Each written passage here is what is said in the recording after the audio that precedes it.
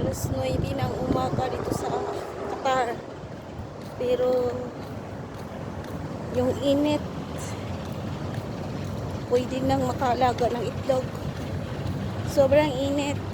Nandito ako ngayon sa labas ng mall dahil inutusan akong bumili ng isda. So para-paraan lang para tayo ay hindi mainitan dahil hindi uso dito ang payong.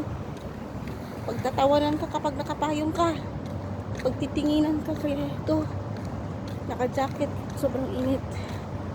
Ah, grabe. 41 degrees. 9 o'clock. Ito, papasok tayo sa mall. May sobrang init. Kaya nakapasok na ako sa mall. Ang laking ginhawa dahil ang lamig. So punta tayo ngayon sa grocery para bumili ng isda. Yan, nasa mall ako.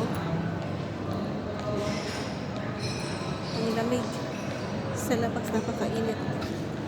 Yan, papakita ko yan. Andito kasi sa loob ng mall yung grocery na malaki.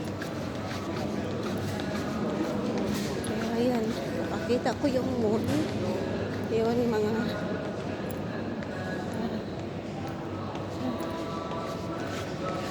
ang init pa rin. Ayan. Approaching na tayo sa grocery. Ang tinatawag na nilang Carrefour. Ayan. Approaching na tayo.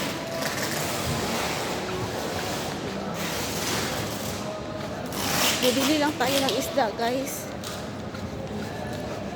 Kasi wala